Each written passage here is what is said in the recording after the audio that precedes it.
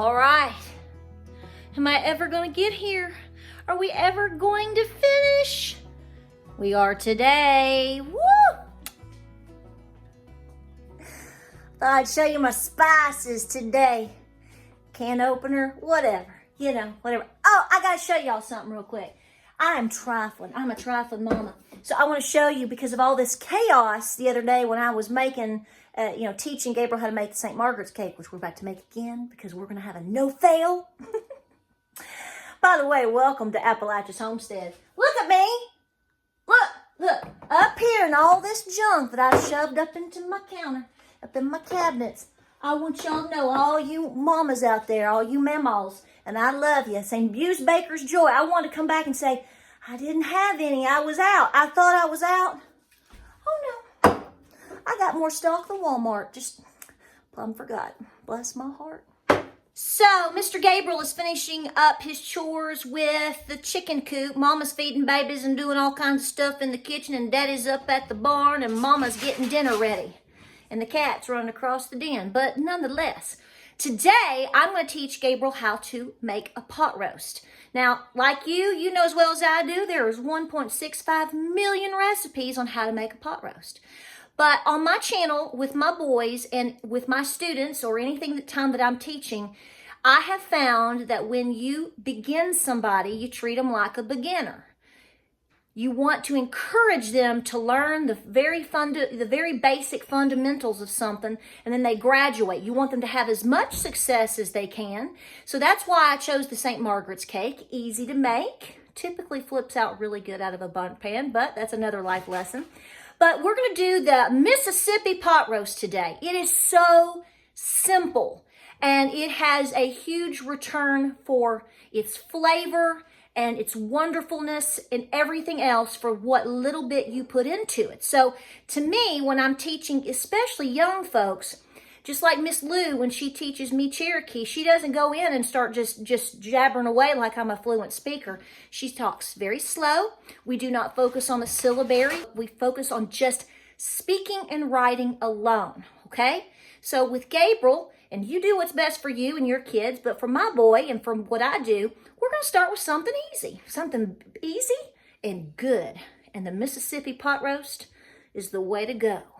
In my crooked letter, I, crooked letter, humpback, I messed that up. We'll do better on the pot roast, I promise. All right, guys, so like I said before, welcome back to Appalachia's Homestead. We're back in the kitchen today with Gabriel. Now, we're going to be doing a lot of different things. It's just right now the weather's really cold, and we've got some really cool cooking stuff going on, so it's a good time to do that. So we're graduating to pot roast, but not just any pot roast. We're going to have the Mississippi pot roast. Now, Gabriel, you had the Mississippi pot roast, and you really, really like it. And it's very easy to make and very easy to do, so we're going to do this real quick and get it cooking because we have guests coming tonight, so we got to get dinner rolling. You ready? Yes. All right. Okay, first things first, son. Be careful because I have a Lodge cast iron here on the stove getting very, very hot. It's steaming. And the reason you're going to do that is because you're going to be searing your meat. This is a chuck roast. It's a cut. Typically, your chuck roast has a lot of fat in it, okay? So it's a fatty piece more of a fatty piece, but as they always tell you, the flavor's in the fat, honey. So you're going to have your meat. Now, searing your pot roast is not something you have to do. This is what we're going to do for this, and I like to do it when I have the time, but in most cases, if you've got a good crock pot, Instant Pot, whatever you're doing, a lot of times we just slam dunk it in there. Now, speaking of, so we're going to be using our pot roast today and cooking it in the crock pot. I'm actually going to be doing two. You've seen me use these, right? Yep. So those are, what is this? You put these in the pot. Right. Why do we put those in the pot? Presumably to not get the pot dirty. That's my boy. I love it. So you get like 3 or sometimes you get 3 in a pack, sometimes you get 8, and they are worth their weight in gold, especially for very messy things. Yes, soups and big pieces. Trust me, that's a good investment. Okay, so this recipe in general is going to call for a pot roast. We like using a chuck roast.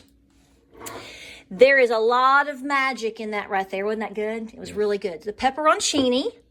You're going to need butter. You can use any type of flavor, but go out there and grab Michelle and go at it. You can use butter. I like to indulge a little bit in the Kerrygold. The flavor's fantastic.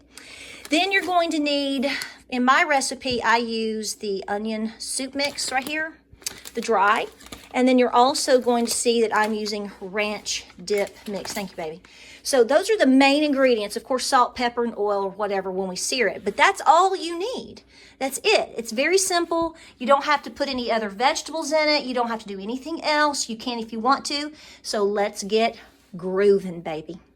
Okay, so we're not going for perfection here. We're just trying to get the job done. You can see this is smoking. That is olive oil in the cast iron there. I hope I picked a big enough situation there. Okay, I want you to take the tongs and very carefully pick this up. Can you do it? I don't know how heavy it is. It's 2.5 pounds. And we're going to put it right into the cast iron skillet very carefully. Just easy, easy. You're good. You're good. Good job. Okay, there you go. Okay, so we got the pot roast. You have to watch the heat. It can be very, very hot, so you need to make sure you're very safe with what you're doing. Have your protection on. Okay, so you've put the meat in. You've let the first side sear for about 3 or 4 minutes, and then we're going to turn it over. Before I've turned it over, I've cracked some fresh pepper on it, okay? So I'm going to do this. I don't want you to get burned on your first go around here. I'm just going to look at that. See that? So we've seared the meat. Now we're going to sear the other side. Okay? But you do want it to be a rather high heat. Now, if it's the first time you've ever made a pot roast and this intimidates you, skip this. It's still going to be fantastic. This is just something you kind of graduate to. And it's better to do it on a medium, modest heat than a high heat if you're intimidated, because we don't want you to get burned or anything of the like. But you want to do each side for about 3 or 4 minutes, and then we'll move to the crock pot, okay? Okay, you ready to move to the next phase? Okay, so the meat is seared, both sides, easy peasy, resting on the stove. Go ahead and get your stuff ready. Now, you already have lined the crock pot, and you turned it on low. Boom, you're ready to go. Okay, so you're gonna be open. Go ahead and cut the whole top off. You cut the top off of the ranch, and then cut the top off of the onion soup right there. Now, some folks use au jus. We're not gonna do that. We're not doing that. We're gonna be a little bit of a cheat. Good job. And then you've got your pepperoncinis, and then we'll cut some butter. Good job. Okay, so you've got your butter open. You already poured out the pepperoncinis from the last one, but we need anywhere from 4 to 6. So if you want a couple more pepperoncinis, go ahead and open that. And folks were asking about this, Gabe.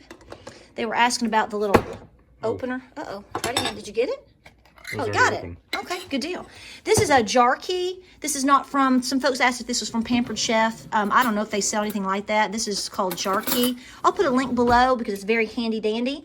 So you're going to want about 6 pepperoncinis. You can use some of the juice. You'll see that. We do a little bit.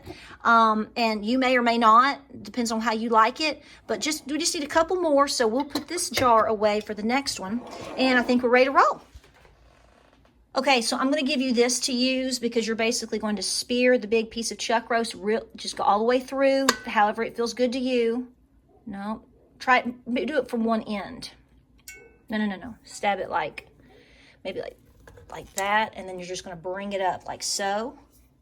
And then you're just going to place it in the crock pot, okay? Beautiful, beautiful job. You don't have to do this part, and it's hard to do left-handed, one-handed. I pour all that in there. You want all that flavor in there, okay? Optional. Okay, you ready? All you gotta do, start sprinkling both of those packets on there. Some people, all around, just top, bottom, all around it. Just, get it all in there, okay? Now you're gonna do your onion. Same thing, just all around the sides. We're going to add a little bit of water to this. Some people do, some people don't. I'm adding just a little bit. Beautiful, beautiful. Okay. Next thing you're going to do, son, is put your pepperoncinis. No, don't pour them.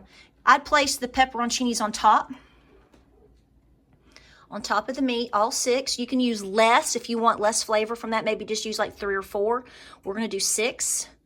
And they are so, so good. I love pepperoncinis. I know everybody here loves pepperoncinis. They're very good. They're very, very good. All right, so you're gonna do that. Now, I put a little bit on the side, not much, just a little bit, like, yeah, I do. I mean, you know, why not? YOLO, that's good. That's perfect right there, perfect. Okay, so while Gabriel was washing his hands, I went ahead and cut the butter, and we're using Kerrygold. It's so good. Yeah, just kind of place it on top. It will eventually melt and ooze down the sides and be all yummy, yummy, yummy. So no, doesn't have to be perfect. Just place it right on top. You can use a little more, a little less. No, I'm not even measuring. We're just going for it, okay? Good. One more. We're just about there. Okay, son, this is optional because we put some juice in, but I do. Now, put this on the sides. That's about a half a cup of water. Do a little bit over here and then do a little bit over there. Just so you don't have any scorching. Always check your pot roast. Now, my chickens, when I do crock pot chicken, I don't add any water. I don't have to. But for my meats like this, some women do this. I do. So there you go. Now, you can then come back and put a little bit more pepper on it. You can add a little bit of salt or other seasonings.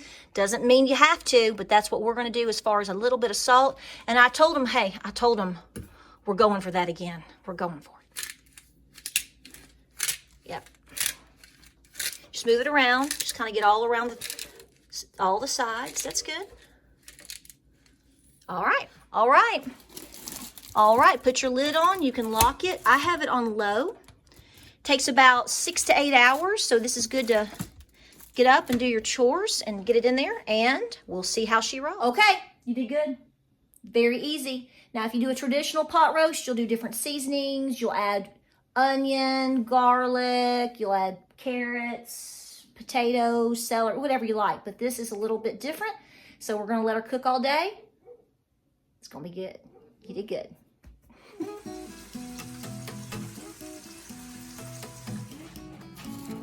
All right, here we are. It's 6 o'clock. And there she's coming out onto the plate. Get some more. Honey, I know you eat more than that. It's hot. Is it good? Really good? I know. So we're gonna have what? Mashed potatoes with it, rolls, green beans. We're gonna be following up with this St. Margaret's cake that came out perfectly. Yes. You don't have to talk, just keep eating. All right, guys. So thumbs up. All right. Guys, thanks for watching Appalachia's Homestead. Be sure to try this pot roast out. You did good, son. We'll see you on the next video.